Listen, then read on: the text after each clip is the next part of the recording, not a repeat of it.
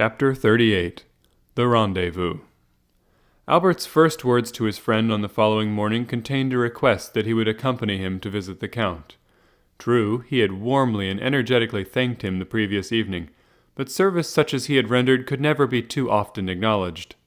Franz, who seemed attracted by some invisible influence towards the Count, in which terror was strangely mingled, felt an extreme reluctance to permit his friend to be exposed alone to the singular fascination the mysterious Count seemed to exercise over him, and therefore made no objection to Albert's request, but at once accompanied him to the desired spot, and after a short delay the Count joined them in the saloon. "Monsieur le Comte," said Albert, advancing to meet him, "permit me to repeat the poor thanks I offered last night, and to assure you that the remembrance of all I owe you will never be effaced from my memory. Believe me, while I have life, I shall never cease to dwell with grateful recollection on the prompt and important service you rendered me, as also to remember that to you I am indebted, even for my life." "My very good friend and excellent neighbor," replied the Count with a smile, "you really exaggerate my trifling exertions. You owe me nothing but some trifle of 20,000 francs, which you have been saved out of your travelling expenses, so that there is not much of a score between us. But you must really permit me to congratulate you on the ease and unconcern with which you resigned yourself to your fate, and the perfect indifference you manifested as to the turn events might take." "Upon my word," said Albert, "I deserve no credit for what I could not help, namely a determination to take everything as I found it, and to let those bandits see that although men get into troublesome scrapes all over the world, there is no nation but the French that can smile even in the face of grim death himself. All that, however, has nothing to do with my obligations to you, and I now come to ask you whether in my own person, my family, or connections, I can in any way serve you. My father, the Count de Morcerf, although of Spanish origin, possesses considerable influence, both at the court of France and of Madrid, and I unhesitatingly place the best services of myself, and all to whom my life is dear, at your disposal." "Monsieur de Morcerf," replied the Count, "your account, far from surprising me, is precisely what I expected from you, and I accept it in the same spirit of hearty sincerity with which it is made. Nay, I will go still further and say that I had previously made up my mind to ask a great favor at your hands." "Oh, pray name it." "I am wholly a stranger to Paris. It is a city I have never yet seen." "Is it possible," exclaimed Albert, "that you have reached your present age without visiting the finest capital in the world? I can scarcely credit it." "Nevertheless, it is quite true. Still I agree with you in thinking that my present ignorance of the first city in Europe is a reproach to me in every way, and calls for immediate correction. But in all probability I should have performed so important, so necessary a duty as that of making myself acquainted with the wonders and beauties of your justly celebrated capital, had I known any person who would have introduced me into the fashionable world. But unfortunately I possessed no acquaintance there, and of necessity was compelled to abandon the idea." "So distinguished an individual as yourself," cried Albert, "could scarcely have required an introduction." "You are most kind, but as regards myself, I can find no merit I possess, save that, as a millionaire, I might have become a partner in the speculations of Monsieur Aguado and Monsieur Rothschild. But as my motive in travelling to your capital would not have been for the pleasure of dabbling in the funds, I stayed away till some favourable chance should present itself of carrying my wish into execution. Your offer, however, smooths all difficulties, and I have only to ask you, my dear Monsieur de Morcerf," these words were accompanied by a most peculiar smile, "whether you undertake, upon my arrival in France, to open to me the doors of that fashionable world of which I know no more than a Huron or a native of Cochin China." "Oh, that I do, and with infinite pleasure," answered Albert, "and so much the more readily as a letter received this morning from my father summons me to Paris in consequence of a treaty of marriage. My dear Franz, do not smile, I beg of you, with a family of high standing, and connected with the very elite of Parisian society." "Connected by marriage, you mean," said Franz laughingly. "Well, never mind how it is," answered Albert. "It comes to the same thing in the end. Perhaps by the time you return to Paris I shall be quite a sober, staid father of a family. A most edifying representative I shall make of all the domestic virtues. Don't you think so? But as regards your wish to visit our fine city, my dear Count, I can only say that you may command me and mine to any extent you please." "Then it is a settled affair," said the Count, and I give you my solemn assurance that I only waited an opportunity like the present to realize schemes I have long meditated." Franz doubted not that these schemes were the same concerning which he had dropped some words in the grotto of Monte Cristo, and while the Count gave utterance to the expression, the young man closely examined his features in the hopes that some powerful emotion might render the nature of these projects easily traced upon his expressive countenance. But it was altogether impossible to read the thoughts of the mysterious individual before him, especially when he employed one of those bewildering smiles he so well knew how to call up.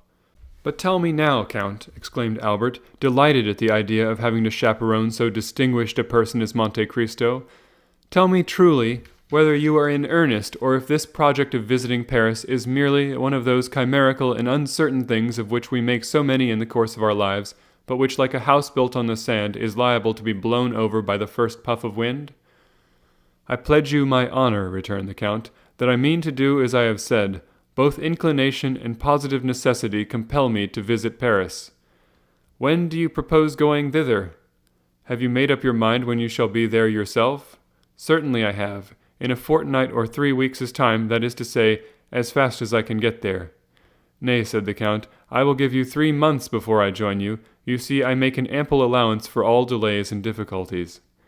"And in 3 months' time," said Albert, "you will be at my house?" "Shall we make a positive appointment for a particular day and hour?" inquired the Count. "Only let me warn you that I am proverbial for my punctilious exactitude in keeping my engagements." "The very thing!" exclaimed Albert. "Yes, by all means let us have this rendezvous duly drawn up and attested." "So be it, then," replied the Count, and extending his hand towards an almanac suspended near the chimney-piece, he said, "Today is the 21st of February," and drawing out his watch added, "It is exactly 10:30 o'clock. Now promise me to remember this, and expect me the 21st of May at the same hour in the forenoon." "Capital!" exclaimed Albert, "and you shall find everything and everybody ready to receive you. I take upon myself to promise that your breakfast shall be smoking hot, awaiting your arrival." "Where do you live?" "Number 27, Rue de Helder. Have you bachelor's apartments there? I hope my coming will not put you to any inconvenience." "I reside in my father's hotel, but occupy a pavilion at the farther side of the courtyard, entirely separated from the main building." "Quite sufficient," replied the Count, as, taking out his tablets, he wrote down, "Number 27, Rue de Helder, 21st of May, 10:30 in the morning." "Now then," said the Count, returning his tablets to his pocket, "make yourself perfectly easy. The hand of your timepiece will not be more accurate in marking the time than myself." "Shall I see you again before my departure?" asked Albert. "That will be according to circumstances. But when do you set off?" "Tomorrow evening at 5 o'clock. "In that case, I must say adieu to you, as I am compelled to go to Naples and shall not return hither before Saturday evening or Sunday morning. And you, Monsieur le Baron," pursued the Count, addressing Franz, "do you also depart tomorrow?" "Yes, I go also." "And whither do you wend your way? To Paris?" "No, to Venice. I shall remain in Italy for another year or 2. "Then we shall not meet in Paris? I fear I shall not have that honor." "Well, since we must part," said the Count, holding out a hand to each of the young men, "allow me to wish you both a safe and pleasant journey." It was the first time the hand of Franz had come in contact with that of the mysterious individual before him, and unconsciously he shuddered at its touch, for it felt cold and icy as that of a corpse. "Let us understand each other," said Albert. "It is agreed, is it not, that you are to be in the Rue de Helder on the 21st of May, at 10:30 in the morning, and your word of honor passed for your punctuality?" "All that is settled and arranged upon honor," returned the Count. "Rely upon seeing me at the same time and place agreed on." The young men then rose, and courteously bowing to their singular acquaintance, quitted the room. "What is the matter?" asked Albert of Franz, when they had returned to their own apartments. "You seem more than commonly thoughtful." "I will confess to you, Albert," replied Franz, "that I am deeply puzzled to unravel the real character of this strange Count, and the appointment you have made to meet him in Paris fills me with 1,000 apprehensions."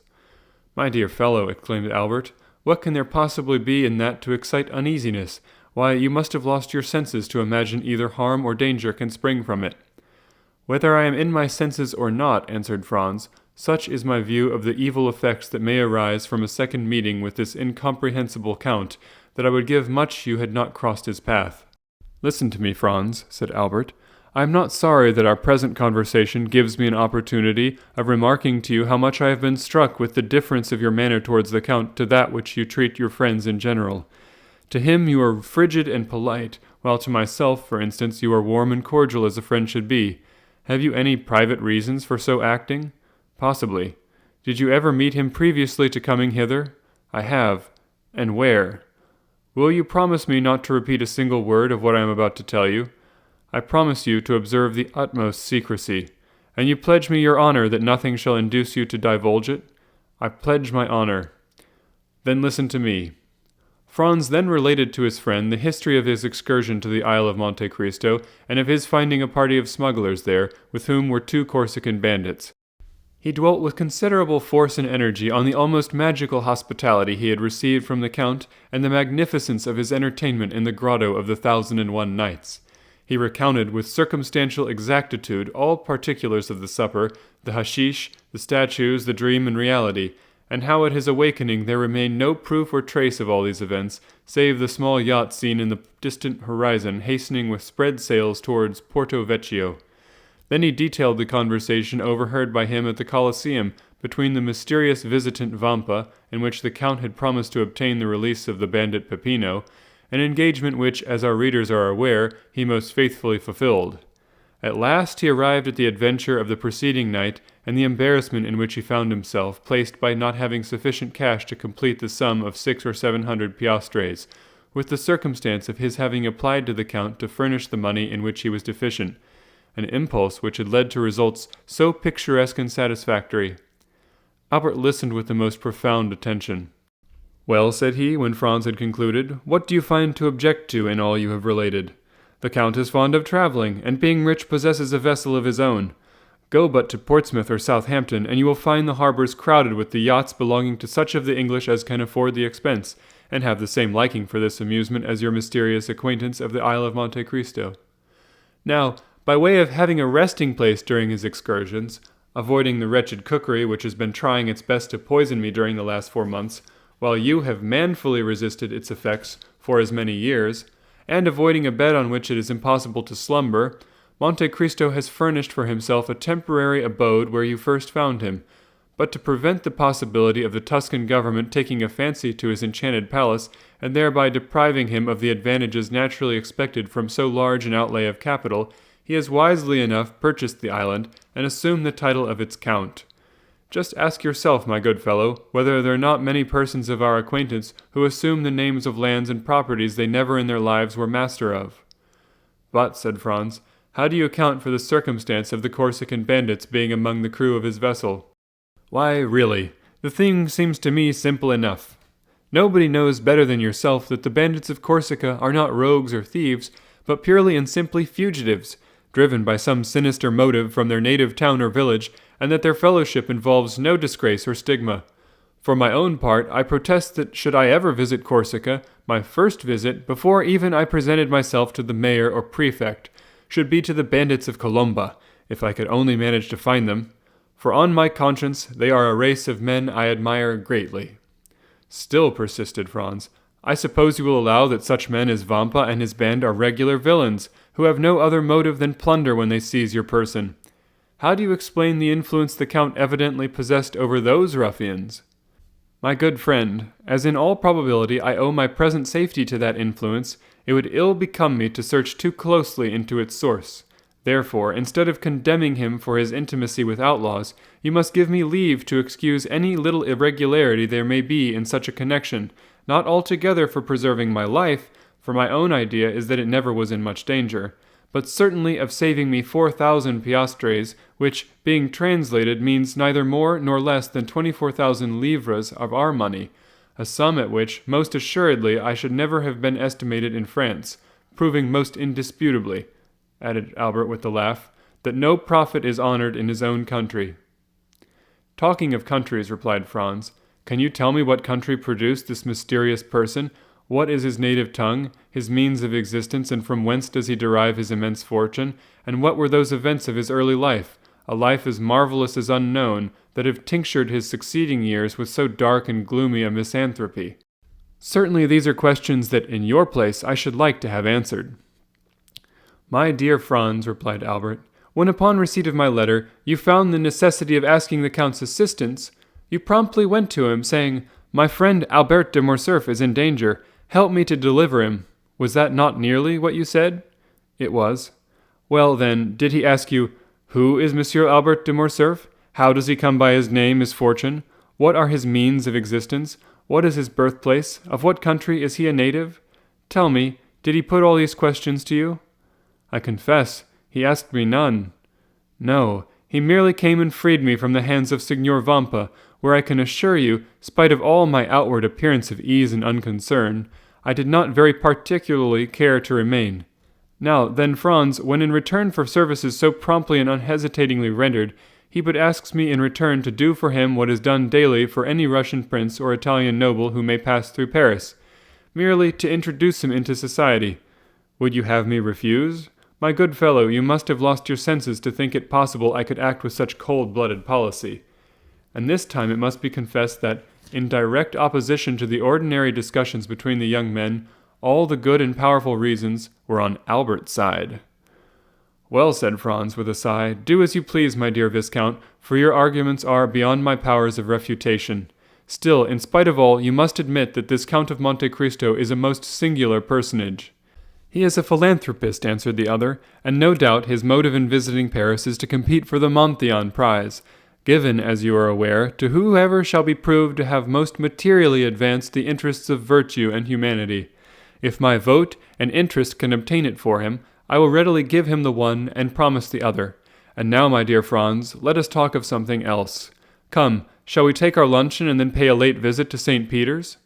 Franz silently assented, and the following afternoon, at 5:30, the young men parted, Albert de Morcerf to return to Paris, and Franz Epinay to pass a fortnight at Venice. But before he entered his travelling carriage, Albert, in the fear of his expected guest forgetting the engagement he had entered into, placed in the care of the waiter of the hotel a card to be delivered to the Count of Monte Cristo, on which, beneath the name of Albert de Morcerf, he had written in pencil, 27 Rue de Helder, on the 21st of May, 10:30 a.m.